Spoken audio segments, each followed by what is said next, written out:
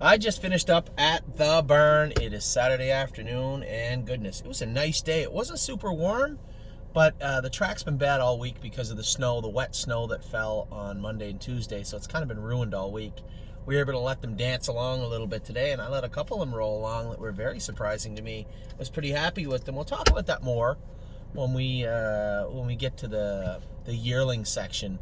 Just go over where everybody's at. We did have some horses that were a little sick throughout the week, so they didn't do much today.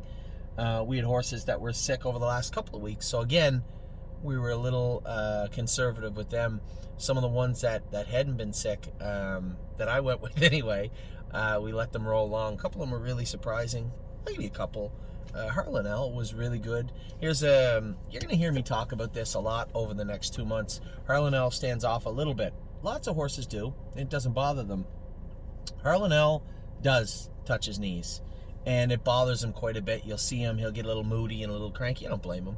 He's just touching and slapping his knees, but when you speed him up, I was so happy today. I got him up into a high gear, without having to be rough with him or chase him along too hard. I got him trotting along real good, and he went up right up over both his knees, which is exactly what I wanted to see him do. And once he got up there, his ears came forward. He realized that he wasn't hitting himself anymore.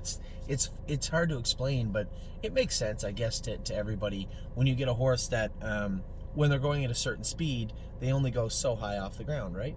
And when you get them at a higher speed with weight on them, the hope is that you're going to get them to get up over that knee area, because some of them will touch there. And that's exactly what we did with Harlan. We put a heavier shoe on him, an egg bar on him, stand him up a little bit, and put some weight on him, put toe weights on him. And when he was going at a fast jog, you'd almost say to yourself, geez, I don't think he's going to get there. I don't think he's going to get up over there. And then once you got him I was going a pretty good clip, probably a 3-minute mile easy with him today, and he was clearing the knee, which is it was good to see.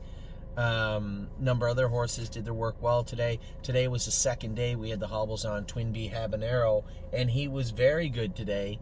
Yesterday I went with him for the first time. So anytime we're going to do any first time in the cart, first time with the hobbles on, I just as soon go with them. I don't want to see anybody get hurt, and I've been going with enough babies now. You get a pretty good sense of what they're thinking of doing before they actually do it. So really, Starbucks? You know what? Starbucks is brutal in the sense that on Saturdays they have all these kids working, and it's like it's like when I was a kid in junior high, you had to go to home ec, right? You had to do one of those kitchen courses, and I had to do typing when I was in junior high. But it's almost like trying to cook a cake. They give you the ingredients, and you're certain that you can do it. You're not stupid. You can cook the cake. Can't bake the cake. It never comes out good. Not for me, it never did. And whoever Starbucks is hired to make drinks on Saturday, not good. I'll drink it, but only because it was expensive. So today at the burn was very good. I was very happy. That was one example. Harlan. Who was the guy I was letting roll along with Pacer? Century Invictus. Whew. He can cook right along too, little bugger. Last time I saw him, he was just barely gated, and today we were rolling right along. Johnny had Of Tom was out on the track. Amy had Unbeatable Kemp in there, I believe. He was really rolling along too. And the Invictus colt, man, the little cruiser guy. Anyway, we'll talk about them in a minute. I was very happy again with the groups that we had formed. First, we had the Ontario group that was formed and filled up right away. Then we had the winter group that was a little more extensive. It was a bigger group. It held more shares. More of the expensive horses were in there, and I didn't know how it would go over. And obviously, it sold out. And for the people that got involved, wow, thank you. Makes my job easier, right? Obviously, we tried to put some horses in there that were hard to acquire. We put a couple of race horses in there. Jazzy Judy was in there. We'll talk about Judy in a minute. But for the most part, it was a group to build some revenue for us, for the stable, get some shares put away, and get people involved in some horses they otherwise wouldn't be able to get involved with. 3 Point Blue Chip shares are in there also. So, and a number of other horses. So the winter group sold out quick. And as I was thinking about it, a number of people had reached out and said, hey, what about doing a jurisdictional group? I guess so, but we have most of the New Jersey breds sold out. Pennsylvania's mostly sold out, I think. Taiwan sold out, so who would we have? And then we do have a number of Ohio breds. Now, a horse that I've been raving about for 2 or 3 weeks, not because he's got a lot of shares left, but because I like him. I think I like the breed, the Break the Banquet breed. I really formed a real adoration for GW Chrome last year, and well, we ended up buying another Break the Banquet, and his name was Voyage of Ice and Fire. And man, I really like this horse. I do have the trot and hobbles on him because he gets a little self-conscious. Getting into the turns, he'll get up close to his knee, and I saw a little dirt on one knee today, so it might be worth putting a little set of knee boots on him for a while, or just taking the bell boots off because he trots so clean now. Just such a nice horse when he's going. He's got a beautiful gait, but his confidence level was low. You get to a turn, and you see this with all the horses. Go back and look at our videos from January, February last year. Plenty of horses were doing this. A horse that did this a lot last year was Tipsy and Dixie. Also, get to a turn, just have trouble squaring themselves up for the turn. They'll interfere or get close to hitting themselves and then just freeze and make a break. And I could tell the way he was doing it, that without the trotting hobbles on, it was going to be a little bit of a chore to help him see how to do it properly. And I like using the trotting hobbles for those cases, especially just to put the hobbles on him, put the pants on him for a little while, let the horse get some confidence, and at any point you can take them off. We almost qualified GW Chrome back without the hobbles on this year. Once they get that confidence and they start to get strong and understand their work, the sky's the limit, so to speak. So I do have the hobbles on Voyage of Ice and Fire, but man, he could go a mile in 2:45 right now easily. I probably went a half in 1:25 or 1:30 with him today, training, going the right way. I was very, very happy with him. Now, he's a horse that has tons of shares left, right? Slim Jimmy, everybody that sits behind Slim Jimmy tells me how much they love him. He's got lots of shares left. Prairie Fire, another horse, lots of shares left. So the other pacer, Luck of the Dragon, we actually castrated him. I felt bad. I didn't update everybody on the castrations this year. We just had so much going on. The vet would come in and say, okay, I can do 3 castrations tomorrow. Who do we have? We did castrate Luck of the Dragon the other day. And Luck of the Dragon, moody little bugger, but lots of them are. I told everybody, I like to give them 2 or 3 weeks. I'll allow them to kick and act up and just be rude on the track because they're learning. I don't want to rush to any conclusions of how their overall attitude is on a small sampling of a couple of weeks while we're trying to teach them to do something that they may not want to do. They may not like or may not think they like right away.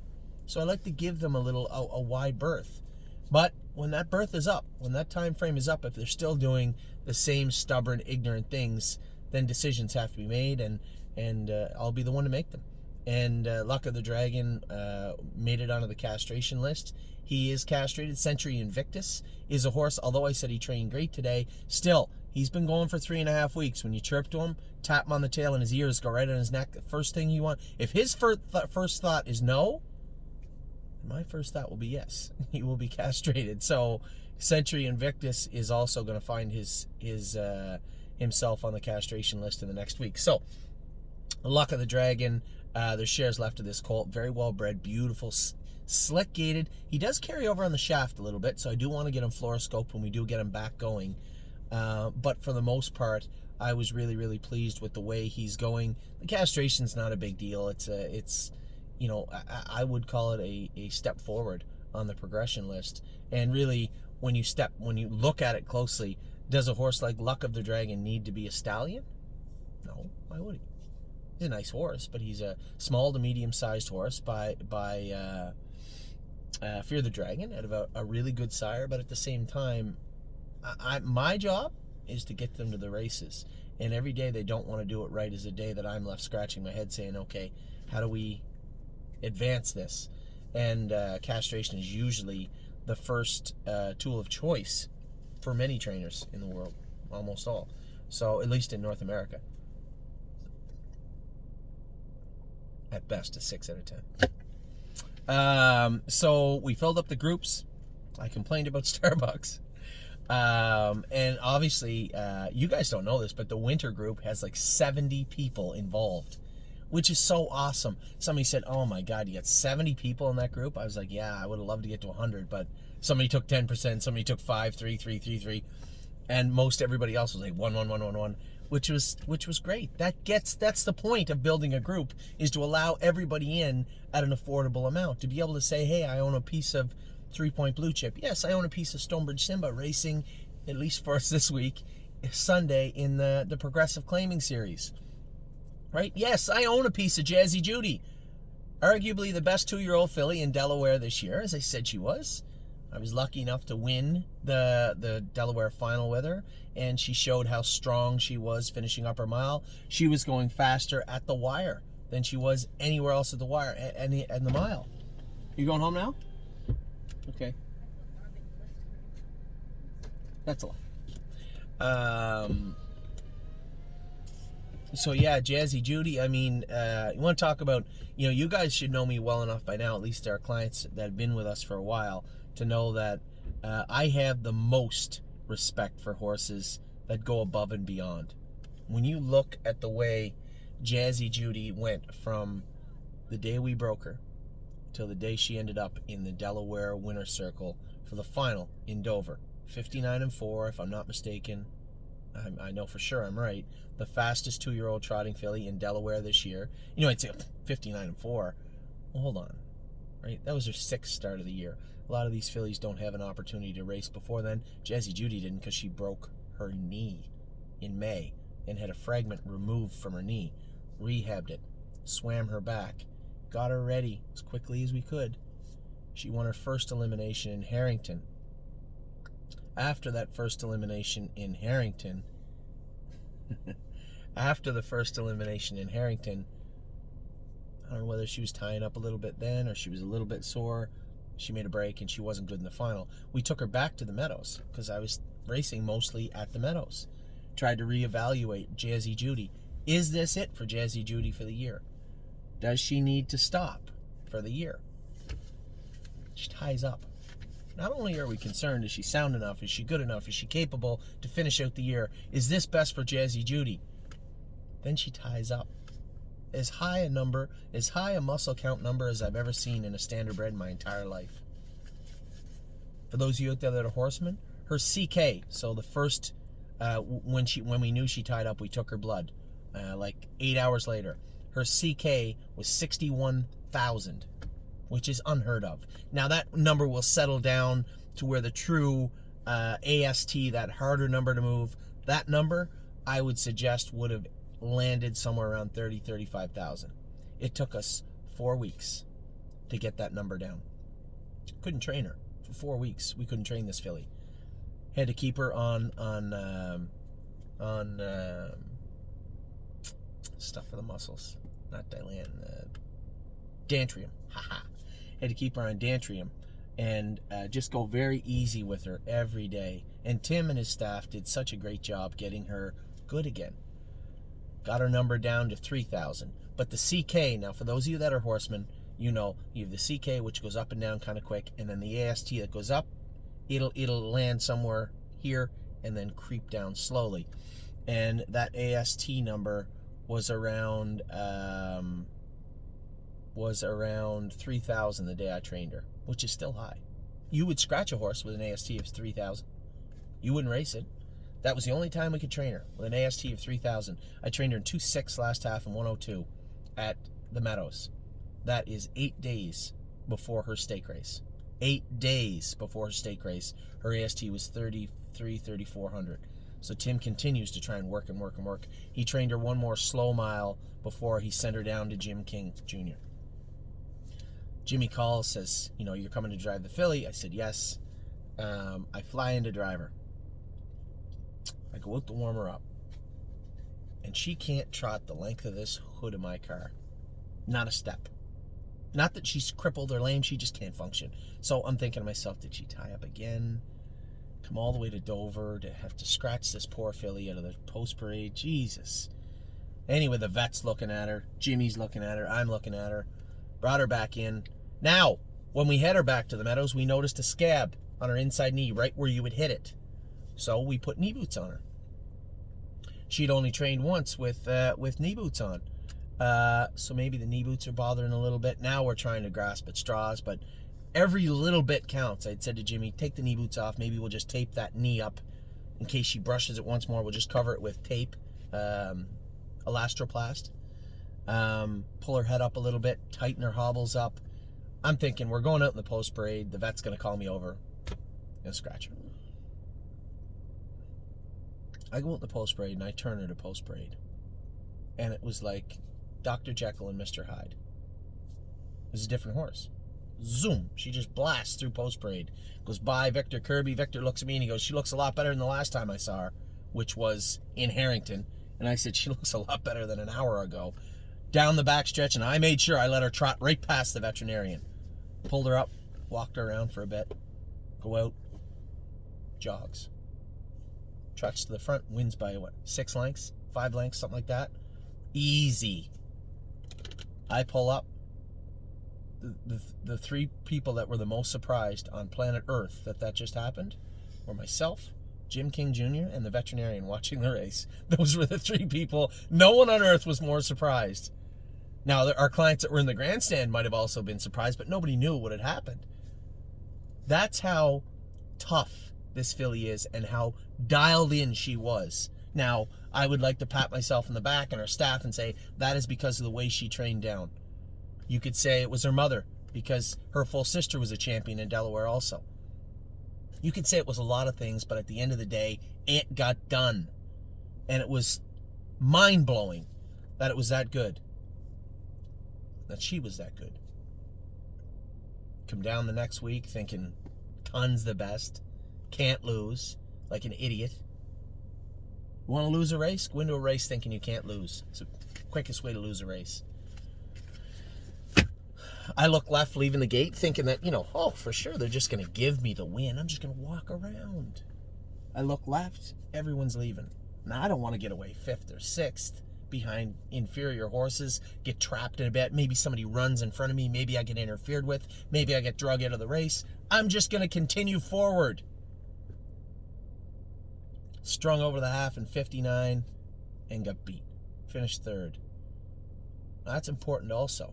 That bad drive is important to explain the story of Jazzy Judy. And I told you guys this the other day in a video, but for those of you who did not get the video, maybe you're watching me talk about Jazzy Judy for the first time, let me explain something else. This is a filly that was not very good in Harrington, tied up at the Meadows, just in time for the first elimination. Miraculously, God reached down with his hand somehow and helped Jazzy Judy win the first elimination because I can't explain it any other way. She toughs it out. She wins the first elimination. She's coming in brimming with confidence, and I absolutely kneecap her in the second elimination. I drive her like an idiot. I didn't have to drive her hard. She's in the final guaranteed. Get away 6th. Be 3rd over. Be closing hard on the end of it. James didn't even watch the race, and he probably blushed for no particular reason. So now I'm mad at myself. After the second elimination, I'm mad at myself. I apologize to our clients. I apologize to Jim King.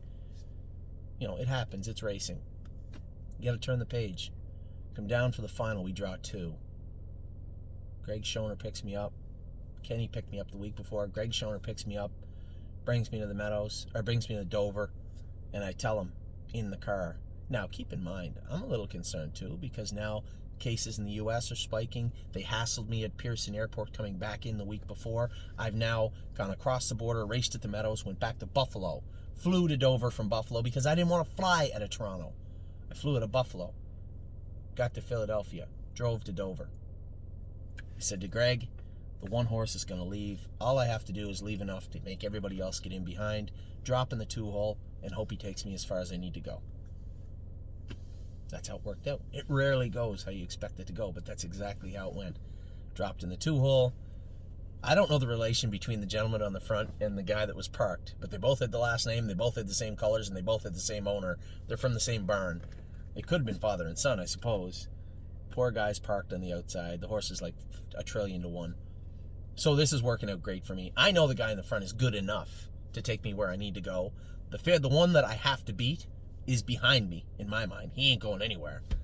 The other one's second over, about to roll 3 deep. I know exactly what's going to happen. The second I hear him coming, out of the 2-hole and gone. Which is exactly how it played out.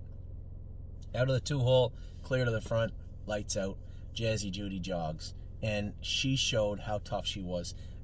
Going back to what I was saying was, for a filly to go through everything she did all summer, win the first elimination. She's on top of her game. She's confident. She feels great. I drive her like a complete idiot.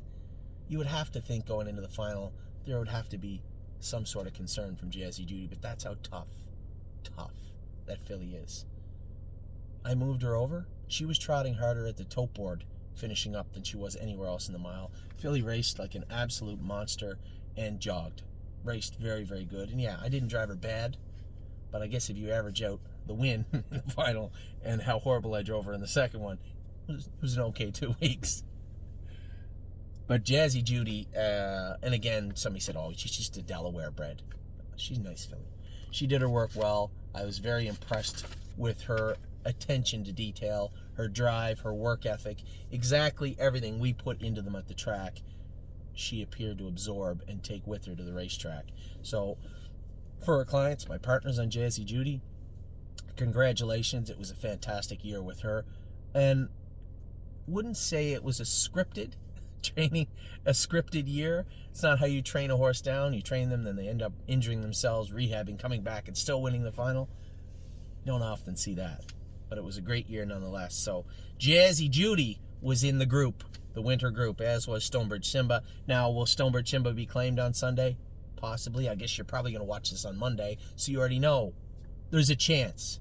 There was a small chance in the first elimination.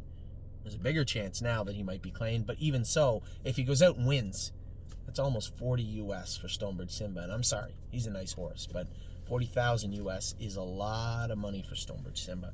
So the other thing was we had built a group to claim a horse on Monday. We are entering a claim on a trotter Monday night at Northfield Park. The people that are in that group know which horse it is, obviously. We'd rather not say, but we are entering a claim on a horse. A claiming group was built for the stable.ca. Billy Rhodes will get that horse also if he gets claimed. We also have a group that I'm building. Now, I had been probing. Now, the groups are a little new to me also. I was a little taken back, a little surprised with the impressive and aggressive nature in which our clients had bought into these groups. I didn't know how it would go over, but it obviously went over swimmingly. We had, within 48 hours, the Ontario group done. Within 3 days, I think, the winter group done. The claiming group, day and a half, done.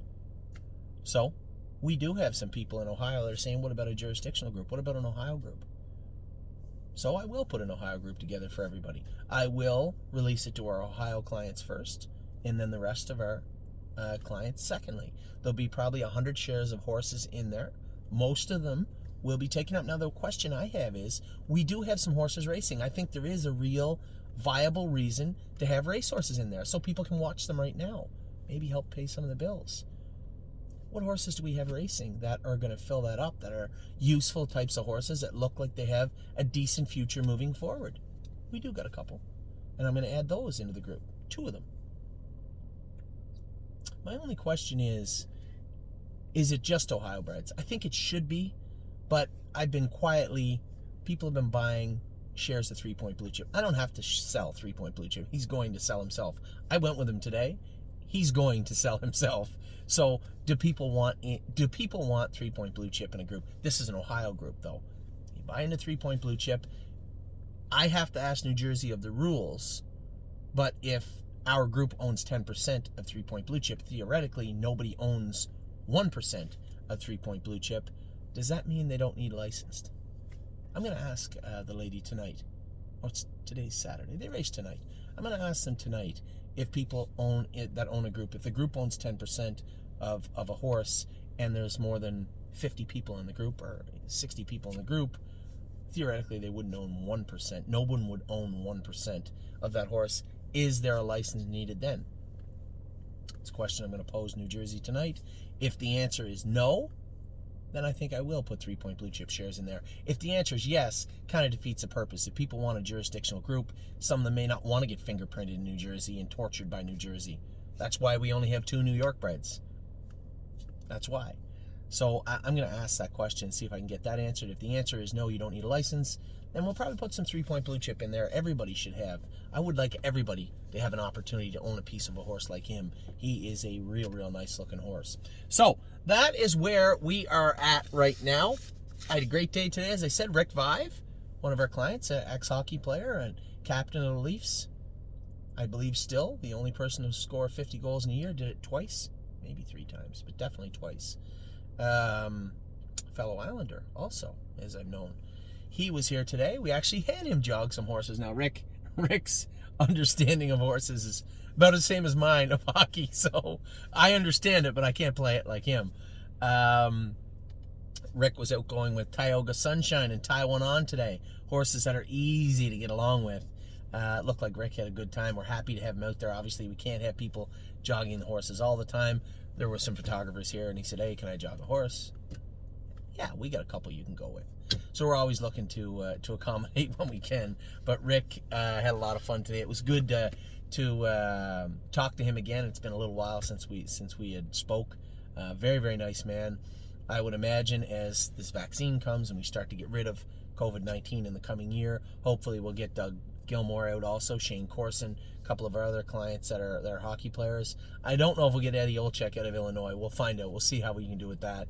And then obviously we have John Daly. They say he's a real homebody. You know what? I've never been to Arkansas. Maybe I'll go there and meet him up there. So that is it for today. A truly, truly good day. It was about 5-6 degrees. The track was decent. We got to scoot some of them along, and I'm going to talk about them all in the yearling section. I was very surprised with a couple. Harlan really surprised me today, and it left me with a smile on my face because I was concerned that he might, be a knee knocker horse that would interfere quite a bit. But as I sped him up today and he trotted up over his knees, you could see his ears start to creep forward because now he understands the faster he goes, the less he interferes. So a great day in that regard. Very happy with some of the pacers I saw. It was just a good day for everybody. A good day at the farm. I will talk to you guys soon. I hope you've had a good week. I hope you're all staying healthy and safe. For my American clients out there, a little belated happy Thanksgiving. Hope you all adhered to the rules and understand that, as I said the other day, and as the headlines in the newspapers, help is on the way. The vaccine is coming. I don't want to get into the vaccine stuff with you guys today. You guys can talk amongst yourselves. But, as I said, help is on the way. Hope you all had a great weekend. Take care. Talk to you soon.